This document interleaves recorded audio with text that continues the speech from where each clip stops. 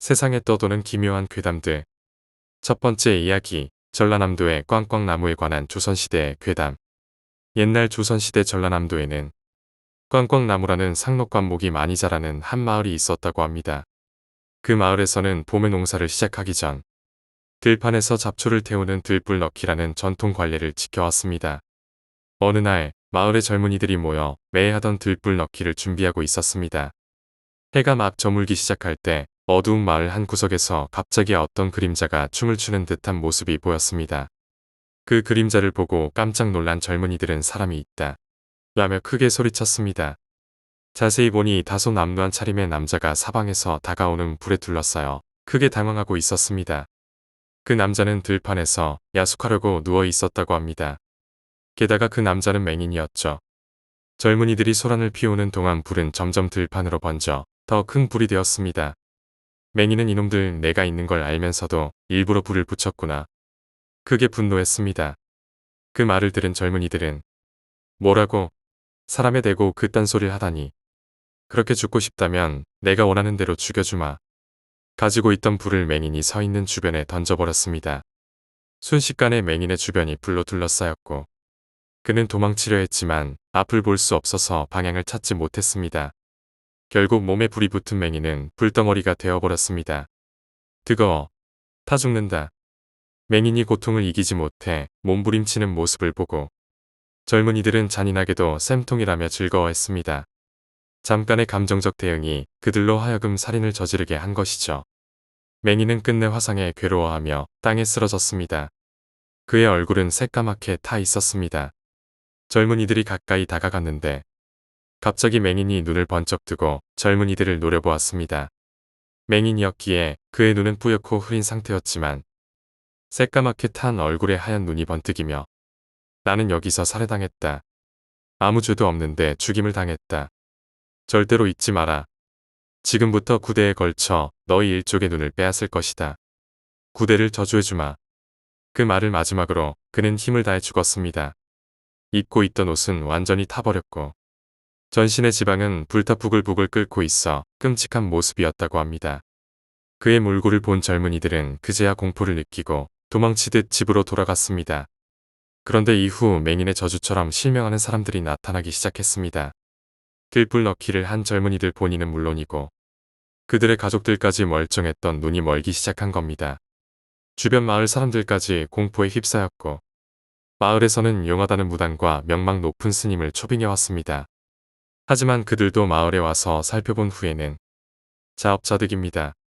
원한이 너무 커서 다른 방법이 없습니다. 이윽고 마을에서 실명하지 않은 사람들은 하나둘 떠나기 시작해 결국 맹인만이 남은 마을이 되었습니다. 그 마을은 쇠퇴해버리고 말았다고 합니다. 두 번째 이야기, 사무실. 제가 작년 여름에 겪은 기묘한 일입니다. 사무실에서 나이 지긋한 선배님과 함께 열심히 일에 몰두하고 있었습니다. 사무실은 동에 있는 신축 건물로 비교적 저렴한 임대료로 사용하고 있었습니다. 그때 선배님이 불쑥 저에게 너 혹시 여직원 뽑는다고 광고 냈었냐? 라고 물으셨습니다. 저는 제가 무슨 돈이 있다고 그런 걸 하겠어요? 라며 그런 일 없다고 대답했는데 선배님이 이상한 이야기를 해주셨습니다. 어제 밤샘 작업 마치고 자는데 어떤 여자가 날 깨우더라고. 선배님은 처음에는 혹시 면접 보러 온 여자가 아닌가 하고 신경 쓰지 않았다고 합니다. 그런데 이상하게도 깊이 잠들었을 때마다 그 여자가 나타나서 어깨를 툭툭 치며 일어나세요라고 갸냘픈 목소리로 말했답니다. 분명한 손길로 어깨를 건드리는 느낌이 있어 사람이었다고 생각했지만 선배님도 새벽에 면접 보러 올 리가 없잖아라며 그냥 넘겼다고 하셨습니다. 선배님은 40대의 성격도 남자다운 분이셔서 귀신이나 가위 같은 건 애들 장난 또는 허약한 사람들이 보는 헛것이라며 무시하시는 편이었습니다. 그래서 그런 이야기를 하시는 선배님을 보며 저도 섬뜩함을 느끼지 않을 수 없었습니다. 며칠 후 아침에 출근해보니 밤샘 작업을 하고 주무신다던 선배님이 안 보였습니다. 조금 불안한 마음을 안고 거래처 약속 때문에 지하주차장으로 내려갔는데 거기서 선배님이 차 안에서 주무시는 모습을 발견했습니다. 선배님, 왜 여기서 주무세요? 라고 묻자 선배님은 이유를 대충 얼버무리며 말씀해 주시지 않았습니다.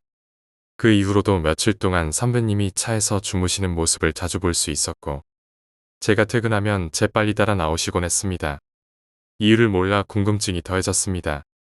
그러다 얼마 후 선배님의 형수님 생일날 드디어 그 이유를 알게 되었습니다. 선배님 말로는 당시 그 여자가 계속 나타났다고 합니다. 소파에 누우면 발밑에서 누군가가 왔다 갔다 하고 잠들면 어김없이 툭툭 치며 깨웠다고 했습니다. 저는 왜 그런 이야기를 안 하셨냐고 따졌지만 선배님은 내 첫 사무실인데 내가 재수 없는 소리 하면 안 되잖냐며 제가 사무실을 빼고 돈 걱정을 할까봐 참으셨다고 하셨습니다. 선배님은 그 사무실에서 더 있었으면 큰일 날 뻔했다며 사무실을 잘 뺐다고 위로해 주셨습니다. 그 여자는 점점 더 영악해졌다고 합니다. 선배님이 차에서 주무시고 아침에 사무실에 올라가면 잘 개어둔 이불이 펼쳐져 있거나 커피포트에 물이 모두 사라져 있는 일도 있었답니다. 가장 놀랐던 건 새벽에 일하는 도중 귓가에 누군가가 속삭이듯 말하는 소리가 들렸을 때였다고 합니다. 마치 바로 옆에 사람이 있는 듯한 소리였지만 주위에는 아무도 없었습니다. 선배님이 절 생각해준 걸 고맙게 여긴 저는 그럼 우리 집에서 주무시지 왜 차에서 주무셨냐고 물었습니다. 그러자 선배님이 자식 남자가 가후가 있지. 그깟 귀신에 쫓겨서 내 집 가서 자겠냐? 라고 답하시더군요. 저도 대뜸 그래서 차에서 주무셨구나. 라며 웃었습니다. 지금 생각해보면 애들 장난 같기도 하고 선배님이 착각했을 수도 있지만 밤샘 작업을 할 때마다 그 선배님이 떠오릅니다. 세 번째 이야기, 괴담들. 제 집사람이 어렸을 때 이런 일이 있었답니다. 명절 때 영천에 있는 시골 큰 집에 갔는데 혼자 방에 누워 있으면 천장에서 남자 한 명, 여자 한 명씩 두 명의 얼굴이 내려오더랍니다. 그 현상은 대학 가서부터 없어졌고요. 그때 그 트라우마 때문인지 평소에 혼자 잠을 잘 자지 못했다고 합니다. 본격적인 건 2007년 11월 말쯤에 있었던 일인데요. 당시 저와 와이프는 같은 병원에 근무했었습니다. 저는 밤 근무를 하러 들어왔고 집사람은 오후 근무를 마치고 집에 가는 길이었습니다. 그날 너무 추워서 집사람에게 버스 타지 말고 택시 타고 가라고 했죠.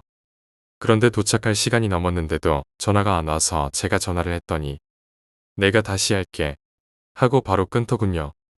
저는 목소리 들었으니 괜찮겠다 하고 일하고 있었는데 다시 집사람에게서 전화가 오더군요. 택시를 타고 가는데 기사랑 아무 말 안 하고 가니까 너무 뻘쭘해서 집사람이 먼저 이런저런 얘기를 꺼냈답니다. 그런데 뜬금없이 택시 기사가 아가씨는 저기 하늘의 달 같네요 하더랍니다. 그러면서 집사람의 살아온 이야기를 맞추기 시작했는데 너무 딱딱 맞추어서 집사람이 신기해했다네요. 집에 도착했을 무렵 돈을 내고 거스름돈을 받으려는데 아가씨는 내가 아직 사람으로 보여요? 하더랍니다. 집사람이 속으로 뭔 소리야? 하면서 잔돈을 거슬러 주려고 돌아선 아저씨의 얼굴을 본 순간 까무러치는 줄 알았답니다. 옛날 천장에서 내려오던 그 남자였다고 하네요. 첫사랑과 정읍 어디엔가를 갔던 것 같습니다. 모텔이랑 여관 중간급의 베이스 캠프를 잡고 가볍게 한잔한 뒤 잠자리에 들었습니다. 그때 특이했던 게 보통 모텔은 침대 머리 쪽이 벽이랑 붙어 있고 다리 쪽으로 TV와 거울, 냉장고 등이 있는데 여긴 좁아서 벽이랑 침대가 길게 있고 TV 순으로 되어 있더군요. TV를 보려면 새우잠을 자는 자세로 백허그를 하고 봐야 했지요. 그렇게 잠이 들었는데 여자친구는 TV 쪽으로 저를 보고 자고 저는 벽 쪽으로 여자친구를 보고 잠이 들었습니다. 자다가 어떤 느낌도 없고 어느 순간 눈이 딱 떠졌는데 여자친구 등 뒤에 어떤 여자가 앉아 있는 겁니다. 잠결인지 싶어 해서 눈 감고 깊이 잠든 것 같았는데 어느샌가 여자친구가 고함을 지르며 옷도 안 입고 방에서 뛰쳐나갔습니다. 저도 놀라서 아까 그 기억이 나서 얼떨결에 제 옷은 못 입고 여자친구 옷만 들고 냅다 뛰었습니다. 신발은 두고 온 상태로 나가서 왜 그러느냐 물으니 여자친구가 TV 쪽, 그러니까 제 얼굴을 보는 쪽 방향으로 자다가 느낌이 싸해서 눈을 떴는데 TV 옆 거울에서 어떤 여자와 눈이 마주쳤다고 하더군요. 그 이야기를 듣는 순간 소름이 쫙. 그때 아마도 전 여자친구 뒤에 앉아 있는 걸 봤고 여자친구는 그 모습을 거울로 본 듯합니다. 전 별건 아니고 2년 전 밤 11시쯤 어머니는 잠깐 외출하시고 누나와 집에 둘이 있었어요. 그때가 학창시절 막바지라 취업 준비 때문에 제 방 책상에 앉아서 공부하는데 뒤에서 누나가 부르는 소리가 들리더라고요. 전 습관적으로 그냥 뒤도 안 돌아보고 왜라고 대답했어요. 그런데 다른 말 없이 또 제 이름만 부르는 거예요. 왠지 느낌이 이상했는데 뒤는 안 돌아보고 책상에 앉은 채로 눈알만 살짝 돌려서 뒤 아래쪽을 봤는데 웬 하얀 덮버선 신은 발이 끝까지 뒤 안 돌아봤습니다. 그러니까 누나가 한 20분 뒤에 밖에서 과일 먹으라고 소리치길래 조카 뛰어가서 물어봤는데 자기는 계속 거실에 있었다고 합니다. 제가 전에 했던 일이 호텔 모텔 카드키 시스템 구축 및 도어락 설치 시공하는 거였습니다. 하이온 리조트 신축 공사 때 저희가 우선 작업을 해야 보안이 구축되고 TV 등 고가 제품이 들어올 수 있어서 새벽까지 작업해야 했습니다. 지금 생각해도 산 밑에 사람도 없는 곳에서 혼자 헤드라이트 하나에 의존해 설치해야 하는 좋은 나 살벌한 환경이었습니다. 담당자가 리조트 콘도 빼준다는 걸 혼자 넓은 방 안에 있기도 그렇고 일 끝내고 국밥에 한 잔 걸치고 자려고 마다한 게 최악의 실수였죠. 그때 당시 담당자도 카지노로 돈 잃고 자살한 사람 안다고 썰푸는 걸 웃어넘긴 것도 실수입니다.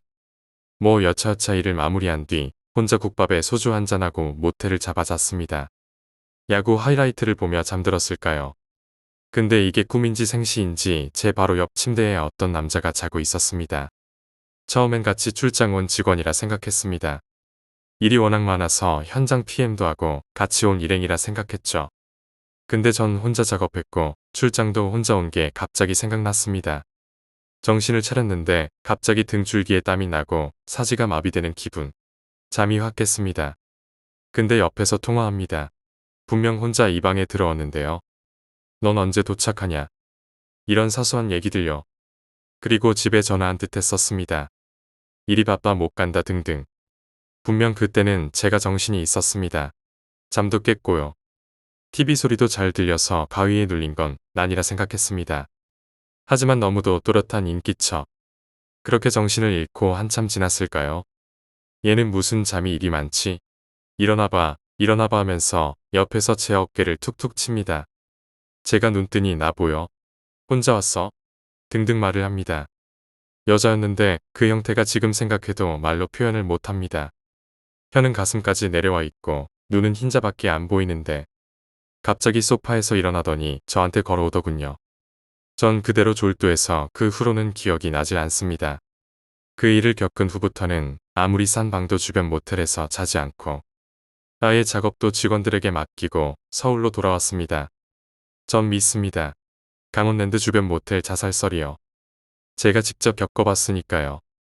제가 있었던 일 중 하나가 전 고등학교 때 겪은 이야기입니다. 고등학교 때 절에서 잠깐 생활한 적이 있었는데요. 새벽에 예불을 드리려면 깨끗한 물을 길러와야 했거든요. 항상 새벽 3시에 절에서 별로 멀지 않은 약수터에서 물을 길어왔습니다.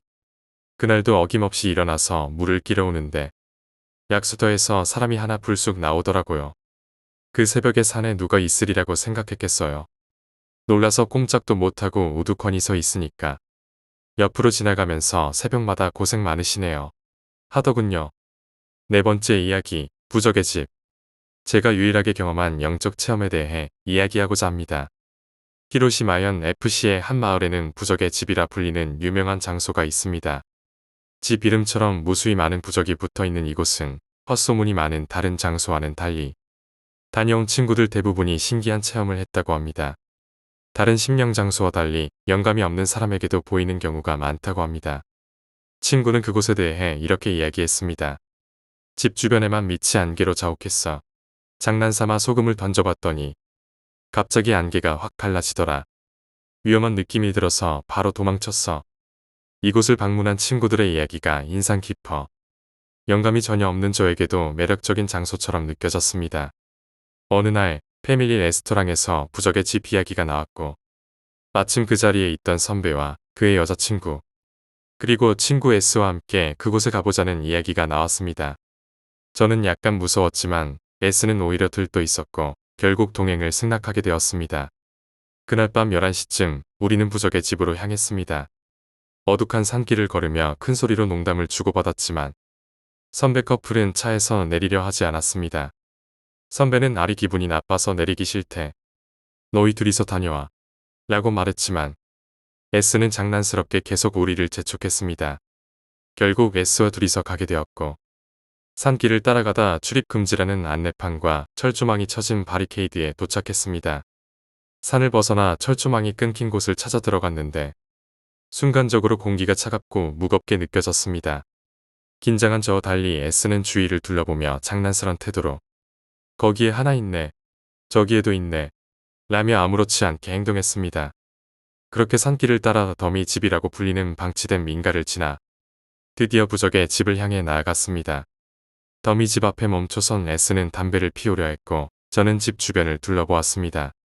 그때 어쩐지 집 주변의 체인을 넘어가 보려고 했는데 S가 저를 크게 불러세우며 놀란 표정으로 저를 바라보고 있었습니다. S의 시선이 저를 넘어 제 등 뒤를 향하고 있다는 걸 깨닫는 순간 온몸에 소름이 돋았습니다. 얼어붙은 것처럼 몸이 움직이지 않았고 패닉 상태에 빠졌습니다. 그때 S가 갑자기 크게 소리를 질렀습니다.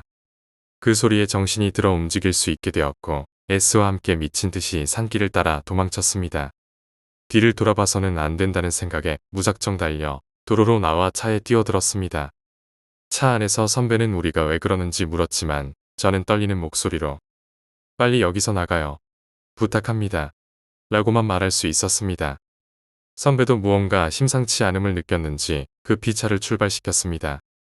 잠시 후 S는 미소를 지으며 제 등을 툭 치고 재밌었어. 라고 말했습니다. 순간 화가 치밀었지만 해방감에 온몸에 힘이 풀렸습니다. 선배도 상황을 이해한 듯 백미러 너머로 S를 흘겨보며 너 진짜 못 말린다. 고 한마디 했습니다. 편의점에 도착해 마실 것을 사려고 할 때 갑자기 차 지붕에서 쿵 소리가 나며 차가 흔들렸습니다.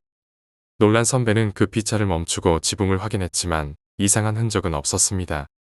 그때 S는 창백한 얼굴로 차에서 내리지 않고 떨리는 목소리로 따라오고 있어. 떨쳐낼 수가 없어. 라고 말했습니다. 다시 차에 탄 S는 바리케이드 근처에서부터 기이한 현상을 경험했다고 털어놓았습니다. 바리케이드를 넘었을 때 누군가가 서 있는 걸 보았지만 저에게는 보이지 않아서 말하지 않았다는 겁니다. 그리고 제가 체인을 넘어가려 할 때 제 등 뒤에 긴 머리의 여자가 있었다고 했습니다. S는 긴장한 듯 나머지는 다 괜찮을 거야. 그게 나 하나로만 끝내겠다고 했어. 혹시 무슨 일이 생기면 알에게 도움을 청해. 라고 말했습니다. 그 말에 선배의 여자친구 알을 바라보자 알은 무언가를 단호하게 숨기는 듯 했습니다. 그날 밤 저는 S의 집에 머물며 그와 함께 했습니다. 그날 밤 S는 이상 증세를 보이며 피를 토했고 구급차에 실려 병원으로 갔습니다. 그 후 S는 성대 손상을 입었고 몇 마디 대화를 나누기도 힘든 상태가 되었습니다. 며칠 후 S는 병원에서 퇴원했지만 학교에도 돌아오지 않았습니다. 나중에 대학을 자퇴했다는 소식을 들었고 연락할 방법도 모두 끊겼습니다. 마지막으로 알에게 물었지만 알은 그날 일을 잊고 사는 게 좋다고 말했습니다. 5번째 이야기, 심령 방송. 이 이야기는 심령 특집 방송을 제작하던 스태프가 겪은 기묘한 경험이라고 합니다. 이런 괴담이나 남양 특집 방송을 자주 보는 사람들은 아시겠지만 그가 방송 제작에 참여했던 시기에는 비디오 관련 소재가 많은 편이었다고 합니다. 영능력자를 데려오면 불만이 많다는 뒷사정도 있지만 결정적으로는 제작비가 많이 절감된다는 것이 이유였다고 합니다. 최근에는 TV 방송국도 불경기여서 아마추어가 투고한 영상이나 테이프를 저렴하게 받아 사용하는 것이 편리하다고 말했습니다. 다만 이런 방식은 회사의 경영적 입장이고 현장 쪽에서는 오히려 영능력자를 데려와 교외의 폐허에서 촬영하는 쪽을 선호한다고 합니다. 그게 더 빨리 끝나고 제작 효율도 높기 때문입니다. N군은 그런 제작진 중 하나로 심령 스팟을 탐험하는 동영상을 투고하는 사람에게 직접 연락을 주고받은 적이 있다고 했습니다. 그 영상은 담력 시험을 간다는 콘셉트로 제작된 것이었고 실제로 유령 같은 것이 찍혀 난리가 났습니다. 영상적으로도 쓸만하다고 생각한 그는 직접 연락해 사용 허가를 받으려고 했습니다. 다음날 그 사람과 연락이 닿아 승인을 받았고 퍼즐 문제 때문에 원본 파일을 빌려줄 수 있겠느냐고 부탁했습니다. 그 사람의 집이 N군이 사는 곳에서 멀지 않아 직접 원본을 받으러 가기로 했습니다. 그날 밤 알려준 주소로 찾아갔는데 역에서 15분 정도 떨어진 학생용 아파트 2층이었습니다. 그는 초인종을 누르며 투고자가 나오기를 기다렸지만 아무리 눌러도 반응이 없었습니다. 그때 옆집 문이 열리고 한 여성이 나왔습니다. 초인종 소리가 시끄러워서 사과하려는데 그녀가 의아한 표정으로 말했습니다. 저기요, 거기는 빈 방인데요.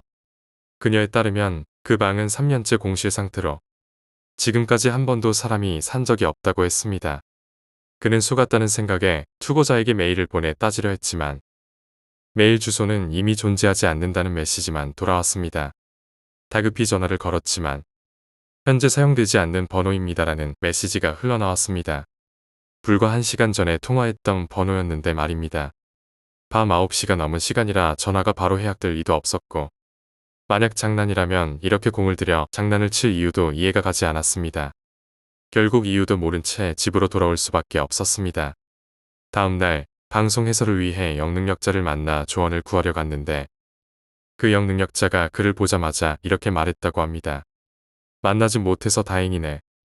이유를 묻자 더 이상 말해주지 않았고 그 동영상은 지금도 여전히 온라인에 업로드되어 있습니다.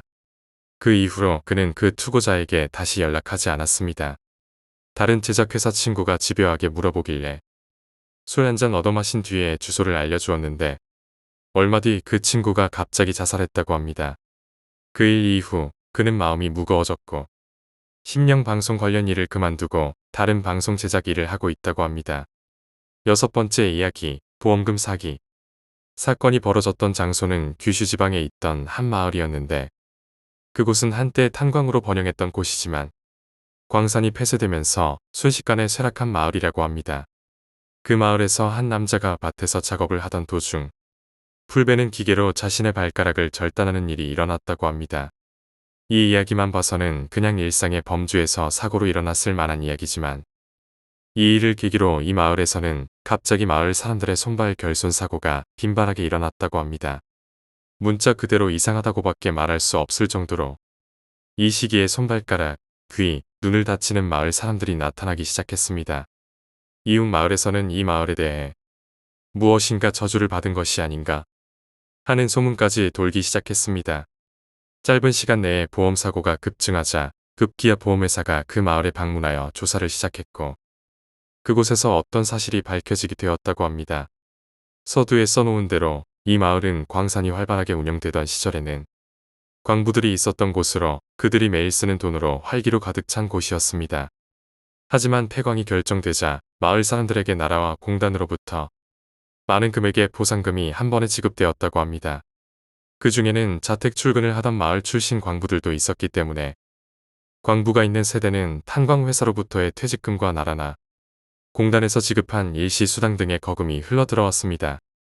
갑자기 큰 돈을 만지게 되자 그들은 새로운 일을 찾지도 않은 채 집을 신축하거나 집에 게이셰를 부르기도 하고 가족 전부가 하와이 여행을 가는 등 돈을 소비하기 시작했는데 결국 수중에 돈도 바닥나기 시작하여 이제 와서 예전에 검소한 생활로 돌아갈 수도 없게 된 그들이 하게 된 행동은 하나였습니다. 감이 좋은 사람이라면 눈치챘을 것인데 바로 보험금 사기를 하기로 한 것입니다. 돈을 쓰기 위해 그들은 보험을 든 자신의 몸을 잘라낸 것이었는데 부유한 생활을 했기 때문에 예전처럼 성실하게 일을 해서 돈을 번다는 것은 이미 선택하기 어려웠던 것 같습니다. 보험회사가 직원들을 보내 조사한 끝에 그 사실을 알아내고 그들을 사기죄로 고발하기 위한 준비를 진행하던 차에 그 마을 사람 중 한 명으로부터 한 통의 전화가 걸려왔다고 합니다. 큰일입니다. 농작업 중에 실수로 제 아이의 목을. 이 사건으로 인해 경찰도 움직이기 시작했고 사기와 범죄 방조 그리고 보험금 목적의 아동살해 등으로 모두가 걸리고 처벌을 받게 되었다고 합니다. 돈을 위해 단체로 범죄를 저지른 사람들의 마을. 유비키리 마을의 이야기라고 합니다. 낫으로 아이의 목을 자른 사건에 대해 덧붙이자면 처음부터 사망보험금을 탈 목적으로 부부가 아이를 만들었고 그 아이를 죽여서 거액의 보험금을 탄다는 시나리오를 실행한 것이라는 코멘트로 방송은 이야기를 마쳤다고 하는데 정말 사실이라면 끔찍한 이야기인 것 같습니다. 7번째 이야기, 식인곰 사건. 산케베츠 식인 불곰 사건은 1915년 겨울 12월 9일부터 12월 14일까지 일본의 최복단에 위치한 홋카이도의 산케베츠 오쿠센사와에서 불곰이 수차례에 걸쳐 민가를 습격해 개척민 7명이 사망하고 3명이 중상을 입어 일본 역사상 최악의 수해의 사건으로 일컬어집니다. 원주민인 아이누족의 언어로 강이 하류에 흐르는 강을 의미하는 산케베츠에서 짐작하다시피 강가에 위치한 부락으로 동해 일본의 연안에서 내륙으로 30km 정도 들어간 곳에 위치해 있습니다. 1915년 11월 초순의 어느 날 밤으로 돌아가 봅시다. 이케다가에 불곰이 처음 나타났는데 기르던 말이 놀란 알기였기 때문에 피해는 옥수수 몇 개에 그칩니다. 당시 부탁은 개척이 시작된 지 얼마 안 된 곳이라 야생동물의 출몰은 놀라운 일이 아니었지만 집주인인 토미조는 진흙에 새겨진 거대한 발자국의 크기에 불안함을 떨치지 못하지요. 며칠 뒤 20일 다시 불곰이 나타납니다. 이번에도 별다른 피해는 없지만 토미조는 근처 마을에서 2명의 포수를 섭외합니다. 열흘 뒤 30일 세 번째로 불곰이 나타납니다. 사격을 가했지만 곰은 달아나고 다음날 둘째 아들과 포수 2명과 함께 불곰의 발자국을 추격해 핏자국을 확인했지만 눈보라가 심해져 추격을 중지합니다. 오타가의 가장 사부로와 방 한 칸 얻어 살고 있던 오도 둘이서 강하류의 짐을 실어 나르기 위한 빙규를 만들기 위해 나섰으니 오타가에는 사부로의 아내인 마요와 아랫마을의 미키오만 남아 있었습니다. 평상시처럼 사부로는 점심 먹으러 집에 돌아왔는데 이로리 가장자리에 미키오가 비스듬히 앉아 있습니다. 평소에도 낮잠 많은 미키오가 조는 줄 알고 사부로는 놀리려고 미키오의 어깨에 손을 얹고 큰 소리로 놀래킵니다. 그런데 미키오의 머리가 톡 꺾이며 쓰러지고 손바닥을 뒤덮은 채 조금씩 말라가는 따뜻한 핏덩어리, 미키오의 목이라 생각되는 부위에 휑한 상처, 그리고 머리 옆부분에는 엄지손가락 굵기의 구멍이 뚫린 채 미키오는 이미 숨져 있습니다.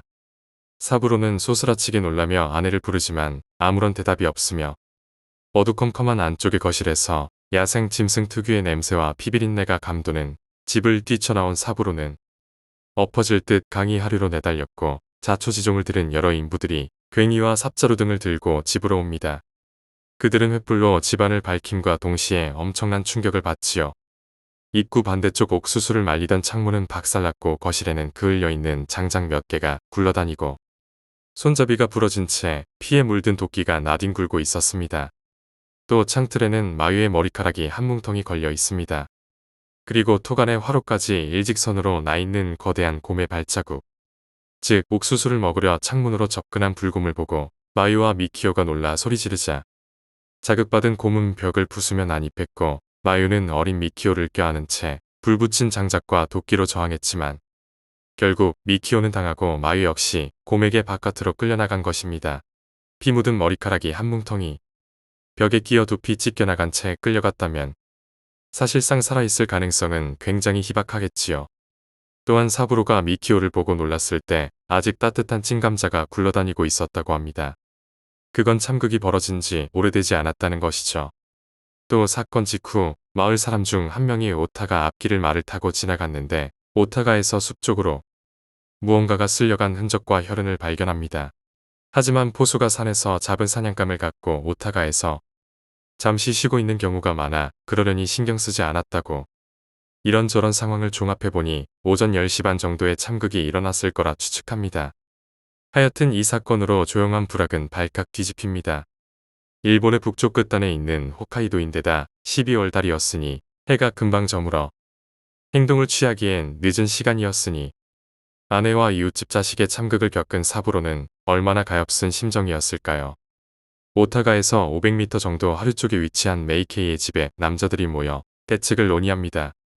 불곰 토벌과 마유 수색은 다음 날로 미룰 수밖에 없지만 당장은 경찰과 동사무소 그리고 미키오의 집에 서둘러 연락을 취하기로 하는데 별다른 통신 수단은 없으니 누군가 직접 찾아갈 수밖에 없을 테고 그래서 사이토가 가기로 합니다. 오타가보다 더 숲쪽에 집이 있던 사이토는 자신의 가족을 메이케이가에 피난시키고 혹시 모르니 오도를 머물게 합니다. 그러나 사이토는 몰랐을 것입니다. 자신의 가족 또한 희생될 줄은. 사건이 발생한 다음날 아침 사이토는 마을을 나서고 남자들은 불곰 토벌 및 마유를 찾기 위해 약 30명 정도의 수색대를 구성하여 붉은 발자국을 쫓아 숲으로 들어갑니다. 그리고 150m 정도 채 못 들어가 불곰과 조우하게 됩니다. 말 크기를 가볍게 넘어서는 거대한 불곰이 수색대에게 달려듭니다. 갑작스러운 상황에 수색대는 우왕좌왕했고 총을 가진 5명이 간신히 총구를 겨누었지만 곰은 이미 눈앞에 다가와 일촉즉발의 상황이었습니다. 산을 뒤흔드는 소리와 함께 첫 발포가 울렸습니다. 이로 인해 수색대는 일순 흩어졌지만 다행히 불곰은 도주했습니다. 불곰을 다시 추적하던 수색대는 나무 밑둥에서 잔가지와 피에 물든 눈더미를 발견했으며 그곳을 파헤치자 안타까운 모습이 드러났습니다. 검은 버선을 신은 포도색 각반이 감긴 무릎 아래만 남아있는 다리와 두개골 일부로 마유의 흔적을 확인할 수 있었습니다. 곰은 마유의 사체를 먹이로 삼기 위해 눈에 숨겨둔 것으로 보였습니다. 이로 인해 마을 사람들은 인육을 맛본 불곰이 다시 나타날 가능성이 크다고 생각했습니다.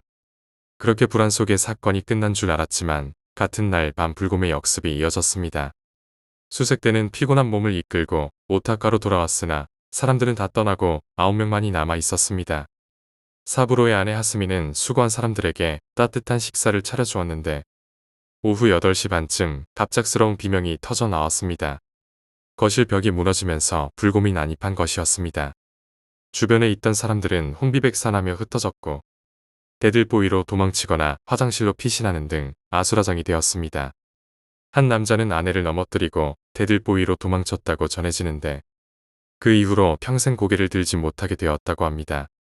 다행히도 불곰은 한 남자가 기름통을 두드리며 유인하는 바람에 그쪽으로 시선을 돌렸고 다른 사람이 곰에게 총격을 가하면서 곰은 도망쳤습니다. 한편 메이케이가에서 피난해 있던 사이토의 가족은 불곰이 오타가에서 사라지자 메이케이가로 되돌아갔습니다. 그러나 곰은 오타카에서 도주한 후 곧바로 메이케이가로 향하고 있었습니다. 밤이 되어 다시 불곰이 나타나자 메이케이가에 있던 여인들과 아이들은 불곰의 공격을 받게 되었습니다. 야요와 오도는 필사적으로 저항했지만 불곰은 아이들을 잔혹하게 물어뜯으며 끔찍한 참극이 벌어졌습니다. 도움을 청하러 가기 위해 메이케이의 남자들은 모두 떠난 상황이었고 남겨진 사람들은 고통 속에 사투를 벌였으나 결국 희생자가 속출했습니다. 다음 날 이 소식을 전해 들은 수색대가 돌아왔지만 이미 많은 사람들이 목숨을 잃었고 사건의 참상은 누구도 상상할 수 없을 만큼 처참했습니다. 곰의 기습에 대한 공포와 상실감이 온 마을을 뒤덮고 있었습니다. 하지만 더 큰 피해를 막기 위해서는 불곰을 완전히 없애야 한다는 결의가 마을 사람들과 토벌대 사이에서 생겼습니다. 사람들은 메이케이가에서 일어난 참극을 되새기며 시신을 수습하던 중 곰의 습성을 알던 한 사냥꾼이 인육의 맛을 알아버린 곰은 반드시 다시 나타날 것이라고 말했습니다. 결국 이들을 막기 위해 관공서에서는 경찰과 마을 지원병, 청년회, 심지어는 아이누족들까지 요청하여 총 60명 이상의 토벌대가 결성되었습니다. 사람들은 희생자의 시신을 미끼로 곰을 유인하여 처치하자는 방안을 마련했습니다. 미끼는 메이케이가 거실에 두었고 몇몇 사냥꾼과 포수가 대들보위에서 곰이 나타나기만을 기다렸습니다. 긴장감이 흐르는 가운데 모두들 곰이 돌아오기를 기다리며 침묵을 지켰습니다. 드디어 저녁이 되자 거대한 그림자가 집 주위를 서성이는 것이 보였습니다. 곰이 돌아온 것이었지만 곰은 집 앞에서 몇 번 서성이다가 다시 숲속으로 사라져버렸습니다. 한숨을 돌리며 집안을 수색하던 토벌대는 메이케이가와 오타카에서 사람을 노리고 있던 곰이 이제는 마을 전체를 집요하게 훑고 있다는 사실을 깨달았습니다. 12월 14일 악명 높은 산케베츠 곰 사건의 결판을 내리기 위해 토벌대는 전열을 재정비하고 방사형 형태로 숲을 수색하기 시작했습니다. 이때 한 포수가 불곰의 흔적을 발견하고 그 방향을 좇기 시작했습니다. 그리고 그 곰의 흔적을 따라가며 경계를 늦추지 않고 산을 오르던 중 포수 야마모토가 거대한 불곰의 모습을 발견하게 됩니다. 야마모토는 단숨에 곰에게 접근했고 겨냥하여 첫 발을 발사했습니다. 총성이 울리자 곰은 움찔하며 방향을 틀어 달려들었지만 야마모토는 차분하게 두 번째 발을 머리에 발사했고 거대한 불곰은 그 자리에서 쓰러져 움직임을 멈췄습니다. 곰이 최후를 맞이하자 마을 사람들은 안도의 숨을 내쉬었고 산속은 마침내 평온을 되찾았습니다. 하지만 이 사건으로 인해 목숨을 잃은 사람들의 이야기는 오래도록 전해졌고 그날의 공포는 마을과 후대 사람들에게도 큰 영향을 남겼습니다. 8번째 이야기, 우물 속에서 겪은 끔찍한 기억. 이 이야기는 제가 초등학교 3학년 때 겪었던 일로 벌써 10년 이상이 지난 기억입니다. 지금은 도심에 살고 있지만 당시에는 시골에서 자랐기에 친구들과 함께 밖에서 노는 일이 많았습니다. 특히 저와 친구 A, B, 그리고 리더 격이었던 C는 거의 매일 시내 집 근처 깊은 숲속에서 해 질 때까지 놀곤 했습니다. 몇 년을 놀다 보니 숲의 구조는 이미 허니꽤 뚫고 있었죠. 그런 어느 날 평소처럼 숲에서 놀던 중에 갑자기 A가 사라졌습니다. 저는 혹시 길이라도 잃었나 생각했지만 크게 걱정하지는 않았습니다. 워낙 자주 있던 일이기도 했고 숲의 길이 복잡하지도 않았으니까요. 결국 우리는 온 길을 되짚어가며 A를 찾았는데 시내 집에서 약 500m 떨어진 곳에서 A를 발견할 수 있었습니다. 뭐해? 빨리 가자. 저는 A에게 다가가 이렇게 말했지만 A는 뭔가를 보고 있는 듯한 표정으로 저에게 물었습니다. 여기 우물이 있었던가? A가 가리킨 곳을 보니 분명 처음 보는 우물이 하나 있었습니다.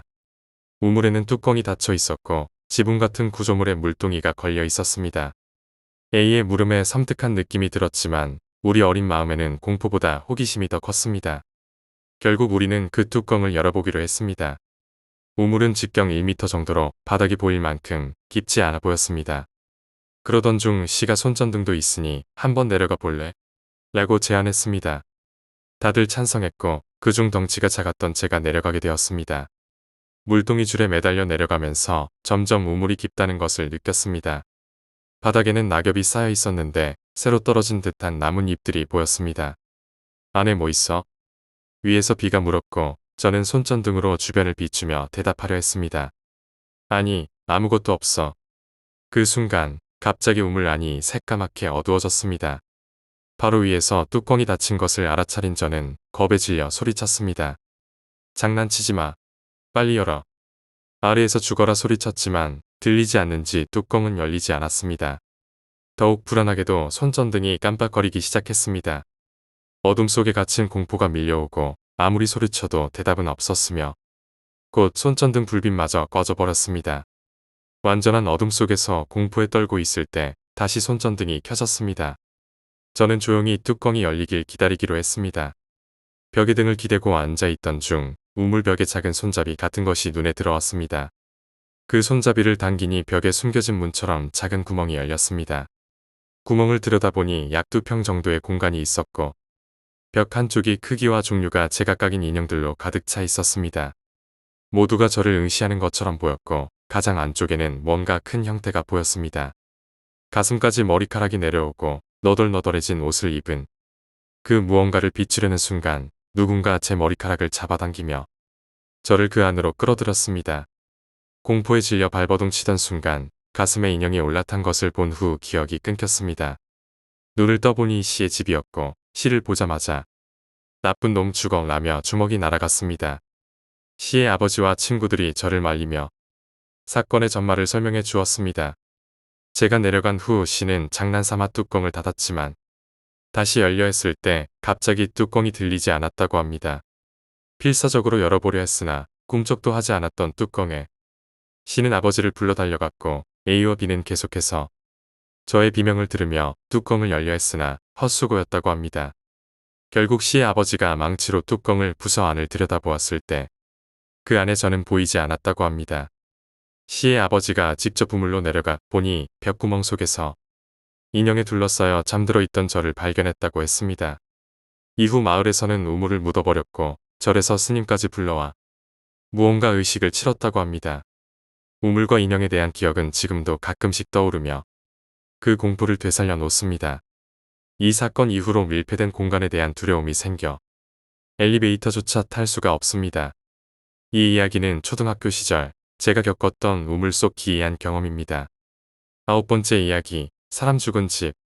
이사 오기 전 집이 사람 죽은 집이라는 걸 오늘에서야 알았습니다.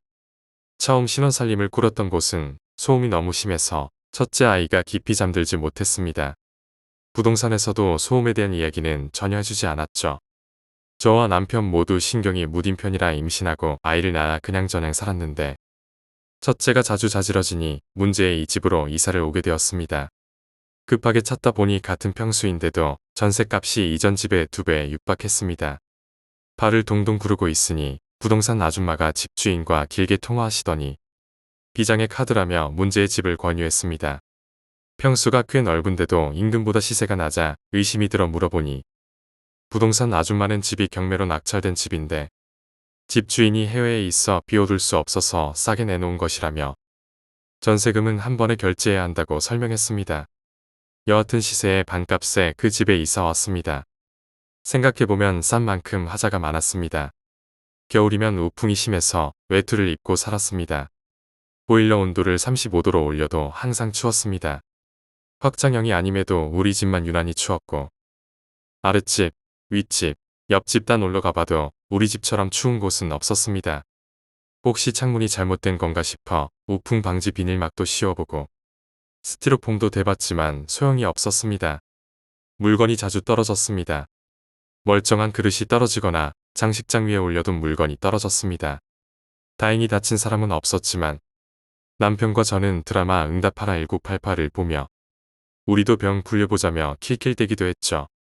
유난히 자주 떨어지긴 해서 책장을 일부러 흔들어 볼 정도였으니까요. 배터리가 다 된 장난감들이 저절로 작동했습니다. TV장 바로 옆 특정 자리에 놓아둔 장난감들이 가끔씩 혼자 작동했는데 그 중에는 배터리를 빼놓은 장난감도 있었습니다. 저와 남편은 우리 집에 애기 귀신이 있나 보다 하며 농담 삼아 넘겼습니다. 장난감이 오작동할 때마다 첫째에게 요정이 심심한가 보다 놀아줘라고 하며 장난스럽게 말했습니다.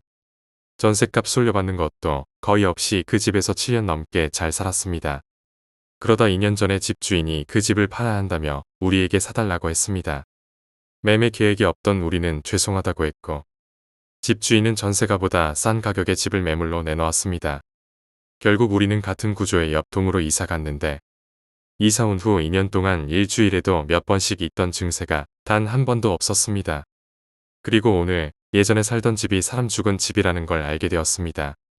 처음에는 불쌍한 어린아이가 병으로 죽었을 거라 생각했지만 알고 보니 치정사건으로 남자가 여자에게 칼 맞고 죽은 집이었습니다. 거실에 있던 시커먼 자국이 누수도 없는데 마루가 변색된 것 같아 이상하다고 생각했는데 그 자국이 바로 그 자리에 있던 흔적이었던 겁니다. 이제 와서 부동산 아줌마와 아무렇지 않게 인사하던 이웃들에게 배신감이 들고 이사 온 지금의 집도 혹시 무언가 숨겨진 게 있을까 의심스러워집니다. 아무 문제 없이 잘 살다 나온 것만으로도 그냥 덮고 넘어갈지 부동산에 따져야 할지 고민입니다. 아무리 그래도 사람 죽은 집이라는 사실은 알려줬어야 하는 게 아닌가 싶네요. TV장 앞 마루 바닥의 변색도 누수 때문이라는 말도 안 되는 설명을 들었을 때가 원망스럽습니다. 잡생각이 많아 새벽까지 잠을 잘 수가 없네요.